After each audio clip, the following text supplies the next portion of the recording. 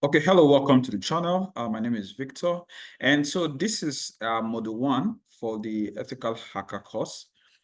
So for module 1, we have introduction to ethical hacking and penetration testing. We want to look at importance of the different methodologies we have for pen testing. We want to understand what ethical hacking is actually and try to differentiate it from penetration testing. Then we also want to explore some methodology. Then we'll look at, lastly, how to build our own lab. So we just get right into the course. Now, for this course, we're going to be assuming that we're kind of a fictitious company, a company that is just fictional, that is meant to actually provide security services. So for this course, the name of the company is going to be Protego Security Solutions, right? So we have a role as a junior pen tester at this company, and we want to learn all of the different phases we have for client engagement. I told you earlier on that pen testing is actually a project in tech. So it's a cybersecurity project. Now, this is just some, like I said, it's fictional, an idea about the company, where the company was founded, how many employees do they have, the revenue that we have, the kind of services we offer. Very, very important. Security assessment.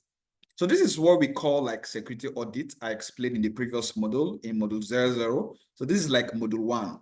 There's cybersecurity risk assessment. So here we want to look at different kind of risks that the company can have that have to do with their network, their different IT infrastructure, all the digital assets they have. Where do they have some kind of risks? Where there is that likelihood of occurrence of any kind of event that might not go well.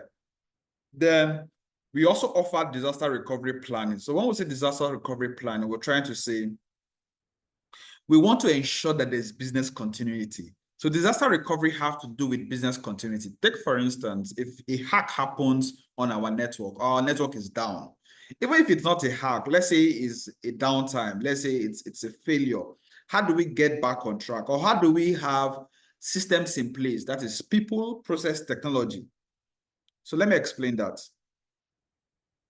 So how do we ensure that this company have people, we also have processes, we also have technology.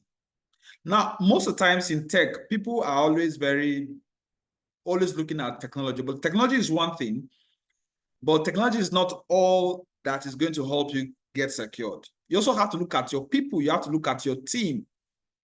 Do you have cloud security engineers? Do you have network security engineers? Do you have forensics experts? Do you have guys that are going to have competence in different domains? Do you have that? Do you have them? Do they have training? Do they have SATs? Do they have some kind of competence in terms of your people? Then your processes. So what are your guidelines, kind of? What are your principles? What are your procedures? What are your documentations? What are your playbooks? So I talked about guidelines. I talked about procedures. I talked about standards. I talked about playbooks.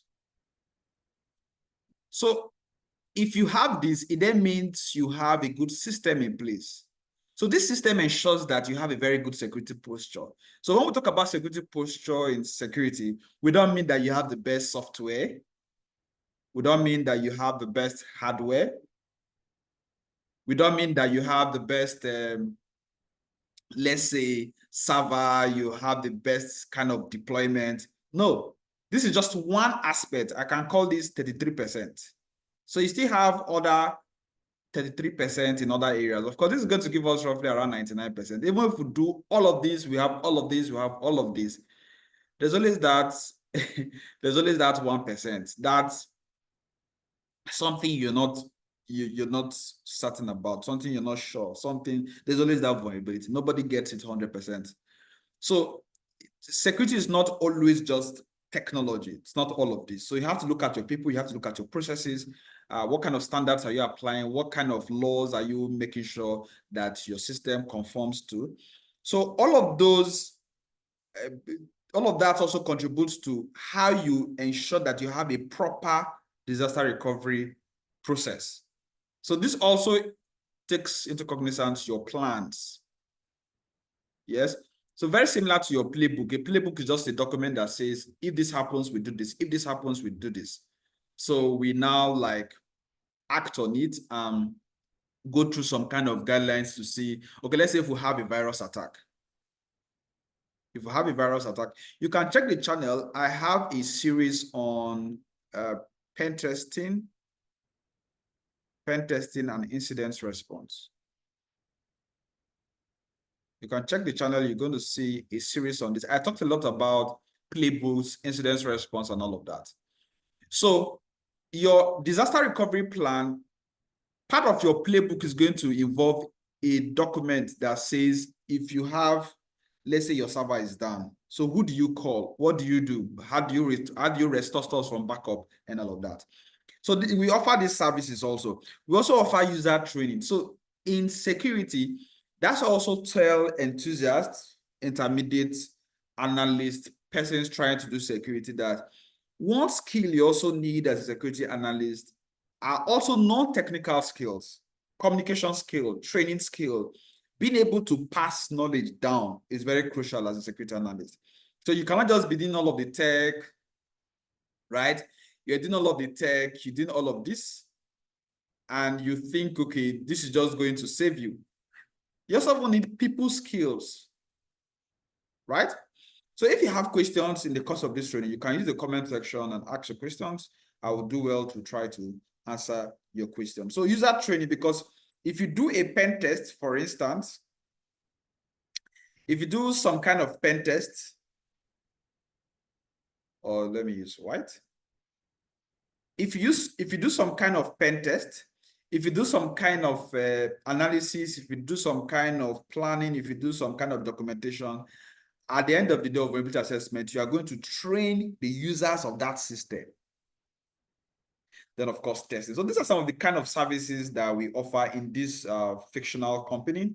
Then we have a headquarters in San Francisco, California. Our branch offices are in London, Singapore, all of that. So this is just to give you an idea about what a security company can be offering, the kind of things they do, and all of that. So this is going to also help you prepare and position yourself to work in this kind of company. So we have people, you see that? Highly skilled and certified. So there's one thing with having skills. I normally say the certifications will get you into the door. Your skills will keep you in that your employment, or if you're freelance independent. So the certifications are very key, they're very important. So certification is not everything, but certification will help you validate the skill sets that you have. And of course, if you have that, recruitment normally will check, oh, this guy has skills, he has skills, this has skills. Okay, this guy also has skills, but he also have taken his time to like gotten few certifications to validate his skills, because that's going to put him through some memorization, understanding how things are done in a standard environment, in a standardized environment, because security is as an art, is also a science. It's a science because it's, of course, it's going to follow through some guidelines, some principles, some procedures. Then we have some missions. These are some of our services. Our personnel, we have these certifications, we have so and so accreditation. So this is just a fictional company where you can work in. If you go through this course, get certified, and be able to grab all of the skill sets we've explained here. Then these are the people that work in our firm. Then we have a client called Pixel Paradise. Now, understand that the digital landscape is actually evolving. Things are going to like move from different landscape to different landscape. And you have quite a lot of unknown threats. And some of them are not being discovered. Some of them are unknown. So we're trying to see how we can mitigate some of these threats. Quite a lot of things you're going to learn in this course, but I just want to look at the modules. We've talked about the modules earlier on in the previous module. This is module 1, where we talk about ethical hacker, pen testing, vulnerability assessment, social engineering, wired and wireless attack, exploitation-based vulnerabilities, the 3 different areas, cloud, mobile, and IoT. Also, post-exploitation techniques, then reporting and communication, non-technical there. They have tools and code analysis. Now, it's normal standard practice that when over the years I train students on cybersecurity, I make them sign a kind of a document. So the idea is that wherever you want to learn, you don't want to poke around. You want to have legitimacy when you're trying to check on systems and the rest. You want to make sure that everything you're learning for ethical purpose. Because you see, hacking is trying to have unauthorized access to IT infrastructure, digital assets. Then ethical hacking is trying to have access to digital assets, but with permission. That's just the difference. Same tools, same procedures, same whatever. It's just the intent that is different. So in ethical hacker statement or ethical hacking statement, we're trying to say everything you're learning, it's for the purpose of protecting digital assets, individuals, companies, and the rest. So you must make sure that you abide by that principle going forward in learning what we're trying to do here. All the tools we're also going to use for the course, it's going to be in a controlled environment. So we're going to be looking at several labs. The first two labs already have them. We're going to consider them in the next, within 6-7 days, we're going to come back and start running through most of the labs. So the labs might be a live version. So make sure you subscribe to the channel so that when we go live on those labs, you're actually going to get notified. So it's going to be in a controlled environment. An intern just told me a few hours ago that, okay, she said she was trying to try one of the labs and her system shut down. She had to start all over afresh. Yes, you can do that because it's a sandboxed environment, right? It's a controlled environment. So you don't hack with your system. If it's a Linux system, it's a Mac system, if it's a Windows system, you just don't just start doing things in that environment. You have to employ what we call a virtual environment. And what's a virtual environment? What's a controlled environment? So this is how it works. Ordinarily, you have your system, right? So this is your PC. Let's say you're using a Core i5, or let's say Core i7, or you're using any machine, and let's say it's running on 1 terabyte hard disk, right? And let's say you're using 8 gig RAM or 32 gig RAM or wherever. So this is your machine, right? So you have your different softwares installed, right, on top of your operating system. So you can say this is your machine. So this is your operating system, whether it is Mac, whether it's Linux, whether it's Windows, anything. Then you now start installing your different softwares. So you start installing things like, let's say, Wireshark, let's say OWASP. You start installing stuffs, Nmap, right? You can start installing any tool on this operating system. But this is somehow a wrong way to do it, except you're very experienced. The best way to do it is to have your machine. Let's say you have your machine, right? Once you have your machine, the next thing you want to do is to have your operating system. Then you want to have a virtual machine. So there are different alternatives to this. You can use Oracle VirtualBox. When we get to that lab, we're going to run that live. Oracle VirtualBox, VMware, or other machines. You install this, right? Then with this, you can now start adding all of the softwares that you have here. So this is a more controlled environment. This is a more better way to like run your installation. So it's called a sandboxed, like a playground, right? That is another word, like a playground. So you have your machine, you have your operating system, then you install a software that will enable you to add all the hacking softwares inside of that software. So that way your main operating system is protected, right? Okay, so introduction to ethical hacking and penetration testing. So why should I take this module? So this is very important module because it gives you some kind of foundation on what you are going to get into. And before we jump into penetration testing, you need to understand some core concepts, the art of hacking. So what's the art of hacking? Like I said earlier on, your goal is that you want to use some tools, you want to use some techniques, and what you want to do is to try to stop hackers, and that's why it's called ethical hacking. You want to stop hackers from trying to gain access, to gain unauthorized access, right? So there are some concepts you need to understand. So in module 1, we're going to look at these 3 things: understand the concepts, understand the different methodologies, then try to build our own lab. Okay, just some housekeeping. Now, the question is, why do we need to do penetration testing? So behind the word penetration testing, penetration testing, penetration testing. So the question is why? Now, let me give this scenario. Imagine you have a door. Let's say you have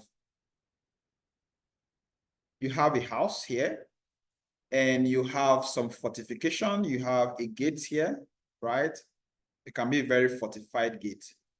Then you have a mansion here. It has a door here, right? An access link. And maybe you have dogs, maybe 2 dogs. So all these are what forms of protection. Now the question is, you wouldn't know how well, of course, this is what we call defense in depth. So defense in depth is a situation whereby you use an onion kind of protection. So you don't just have, you see now, so maybe this is my bedroom. So this is like one circle, this is another circle, then this is another circle. So this is one layer, layer 1. This is layer 2. Then this is layer 3. So if I have a very expensive digital asset here in my room, before you get to my room, you get to break access, break access, break access. Then of course, contend with all of the dogs. So all of these means of protection, the only way you can check if this is going to secure this is if you try to gain access. You simulate an attack. So that simulation of that attack is what you call pen testing. And what it does for you is that it helps you to check if all of the different defensive techniques, your antivirus, your firewalls, the intrusion detection system and your intrusion prevention system, that's your prevention system and your detection system. So this is called intrusion prevention system. So this is detection system. So some tools, what they can do is that they can just detect and throw a kind of an alarm or something. Whereas some tools will not just detect, they will also actually prevent something from happening. So all of those tools, no matter whatever brand you're using, you install them, or your anti-malware. When you say anti-malware, so you first start from the word mal and ware. So this is malicious, and this is software. So this is like a compound word. So malicious software. So any software, any script, any application, any file, anything that causes system malfunction. Once any guy makes our system to malfunction, you call that a what? A malware. So any tool, any script, any application, any software that prevents a malicious software from gaining access, so you call it an anti-malware.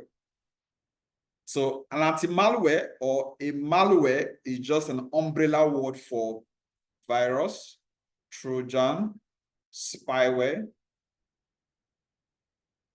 adware, right? You can check my series on the channel that talks about, I think, attackers and their tools. Attackers and their tools. So this is a module in the Cisco Cyber Ops training you have on the channel. So you can check the Cisco Cyber Ops training materials and go to this particular module, attackers and their tools. So I explain all of this in details. So all of these antivirus, firewall, IPS and IDS, anti-malware, how are you going to be sure that you have protection. So the only way to do that is to try to attack it. So if you attack it and you don't have any gateway for the attackers, then it makes you better secure. So you can say one reason we do pen testing is to have good security posture. And it's also to ensure if the security measures that we've implemented, if they work, because that's the only way you can know, right? So let's look at some labs. So you have a lab 113, researching pen testing career. So we're going to do the labs separately after the different modules. So when we do, let's say module 1, 2, 3, when we go a bit in the modules explanation, then we'll run through the lab. So we're going to have a lab here, 113. We also have a lab. The name of the lab is deploying a virtual machine. How do you install a virtual machine? So we're just going to go through this in a live session. This is like the guidelines for that. They will also have investigating Kali Linux. So if I have a Kali Linux machine, how do I try to change my background? What are some commands I can run? What are some Linux commands like move, like change my mode, all of my files? In terms of permission, how do I change ownership? How do I copy data? How do I check my present working directory? All of that. So all of these commands, we're going to do that in the live session. So for the live sessions, we prefer that you are actually connected, make directory, change directory, and all of that. So we're going to see how to run these labs in a live session. Of course, some of them are also going to be pre-recorded so that you can follow along. So for pen testing careers, we're going to look at that separately, explain the different pen testing careers that you can go into after your training. Check actors. So for beginners, there are different types of actors. So you have the organized crimes, the hacktivists, state-sponsored hackers, insider threats, organized crime. Now, the very first one is organized crime. Now, the goal here is that you want to understand who are the different kind of persons that are going to be interested in hacking us. So we can classify them based on their goals. The first one is group of persons coming together. At times, it might be money that they need. It might be different kind of goals, but it's kind of organized. It's not just one person. You have so many persons coming together. It can be for drug. It can be for trying to get to people. It can be for different kind of reasons. But understand that it's not just one person. It's a group of persons. For hacktivists, they're interested in maybe political or beliefs. So you have some people, not necessarily money that is they are going after. It might be for political reasons. It might be that some kind of belief system, or they want a liberal world, so they can hack for that particular purpose. Then, of course, you have state-sponsored hackers, so governments. So you have countries, the US, Japan, a lot of countries, China, developing countries, developed countries, they can try to get to other countries by training persons that are going to like attack. And at times when we say attack, now you have what we call 5 stages of a hack. So let me say 5 stages of a hack. So the very first one is recon. The next one is, so at times we say reconnaissance, at times we say footprinting. Then we say scanning. Then we say, I can just say hacking, right? We could, under this one, we could say try to gain access, try to maintain the access. Then the last thing is clear tracks. So if I want to say what are the 5 stages of a hack, so you could say reconnaissance and footprint, that's like gathering information. If a bank account is to be hacked, and understand that this is for educational purposes. So if a bank account is to be gotten access to and all of that, you can't do that until you at least know the name, the bank account, and how much is inside there, if it's worth it, which is called hack value. So that's always what is going to tell whether we should proceed to the next stage. Then, of course, scanning. So scanning here, you want to do also things like enumeration. So you want to list items or details, more details about the things you got at the footprinting stage. Then for the actual hack, you want to gain access. Then at times you want to have lateral movement, you want to maintain access. Then the last thing you want to do is to clear tracks, because if you don't clear tracks, this is always going to be how a phone sprinting is going to happen. Now, you see, for state-sponsored hackers, their interest might not necessarily be to actually gain access or maintain an access. It can just be to do footprinting. At times it can be to do scanning. At times it might just be to go to see where tracks are left and to see if they can gather some information, right? So these are the 5 stages of a hack. So you have hackers that are state-sponsored. Then, of course, you have insider threats. So insider threats at times can be very, very dangerous, because these have to be persons that are within the organization. Now, this is very disastrous because this is from persons that already know. So things like footprinting, reconnaissance, scanning, most times they're not going to go through that. They just get into the hacking stage because they have all of the information. They have IP addresses, they have usernames, they have the location, they have quite a lot of information. So this is just a way to discuss and differentiate between the different types of attackers. Then let's understand the different methodologies. So where can an attack happen, right? So at times that's what we classify as methodologies, right? So our environment. So we want to look at our environment. And if we try to look at our environment, we're going to be looking at our network, our application, cloud, right? Data, IoT. All these are the different areas that an attack can happen. Like in the introductory part of this series, I talked about you developing competence in the different areas. So if you want to be a cloud security engineer, so you could go through AWS, you can go through GCP or Azure or IBM or Alibaba or wherever. These platforms have their certifications in terms of cloud. So at least you should be able to like upload the digital assets in the cloud, so that it will help you better understand the cloud environment. Most of the cloud environments are kind of similar. They use similar concepts. For those of us that use cloud technologies or are cloud engineers, very, very similar terminologies, similar concepts, similar ways. It's just like somebody using Chrome, Firefox, Opera, Brave, Safari. All these are browsers, right? 1, 2, 3, 4, 5. They're all browsers. That's somehow how you have the different cloud providers. So they have similar nomenclature, similar ways to do things, but having good grasp of each of the different platforms gives you an edge to be able to better perform security in the cloud. So I've already explained this concept earlier on before now. So cloud, application, network, IoT, data, endpoint, these are different ways or different aspects of your IT infrastructure that you can actually do pen testing on. So if somebody says, I want to do pen testing, so the question is where? Cloud, do you have a cloud asset? Did you deploy a website in the cloud?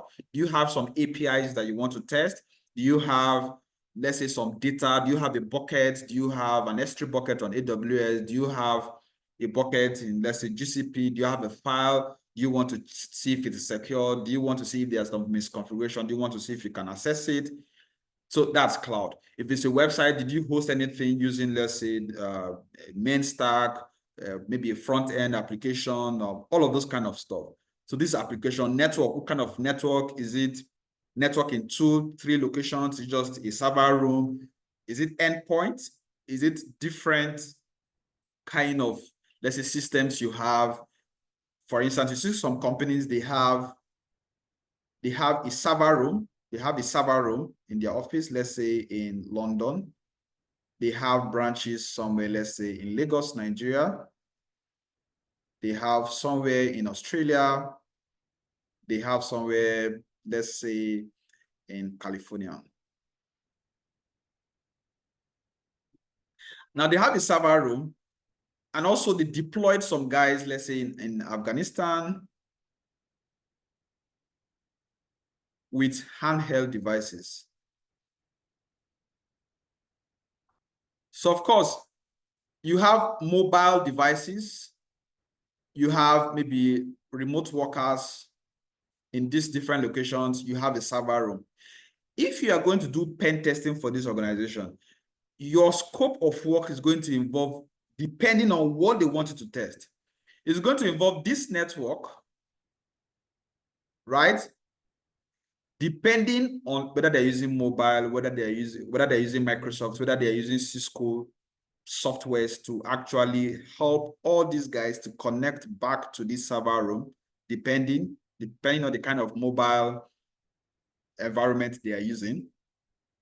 So your job might be also to be testing if these guys are accessing from anywhere in the world, help whether the company is still secured. Your job can be, okay, just their website. Pen test this for us and see if it's secured. So these are just the different areas that you can do pen testing on. So that's what this aspect of the curriculum is trying to explain. You have network, application, cloud, and that's what is just explained in this material. Okay, so you also have another way to approach it. So you have what we call the unknown environment. So if you are doing pen testing in an environment that is unknown, so it's called a black box test. So this is more expensive. So reason is you need more time, you need more experience, right? I think these are the two core things, right? More time, more experience. Because they just tell you, okay, we want you to test all of our web applications. So the first thing you have to do, you have to start reconnaissance. So you have to start investigating. Which kind of company is this? What's their name? You want to start getting their IP address. You want to start going to social media. You want to start checking job sites. You want to start investigating, look for their employees. That social engineering is now coming into play, right? Then at the end of all these reconnaissance and footprinting, you want to have a list of all different websites that they have. Some companies have quite a lot of websites. For instance, for us, we have about 18. Some of them are public facing, some of them are internal, some of them are platform-based, different kind of things, right? So some companies are just going to have like 2 websites, then few are private, few are IP-based, 2 are on another vendor platform, that kind of thing. So you want to have a list of all of this stuff before, so you see you need more time for this compared to if it is a known environment. You are told, okay, please help us check this IP address,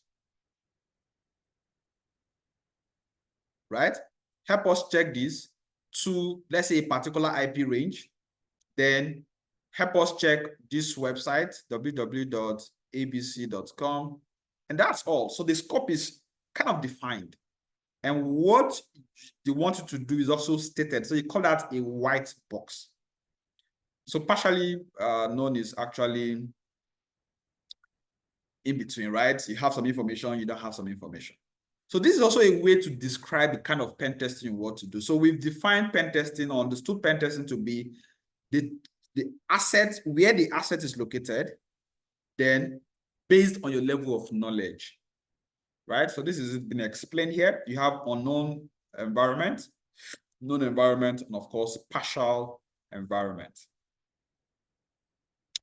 Then there's one lab that will also help you compare the different methodologies. Like I said, we're going to consider the labs separately. We'll consider the theory, then we consider the labs separately. Okay, I think that's the end of module 1. We've understood some basics, so don't forget to ask your questions. Or if you're taking this training as part of an internship or a mentorship program, ask your questions and you will get answers. So we'll take the lab session separately, then we'll move over to module 2. So thank you very much and see you in module 2.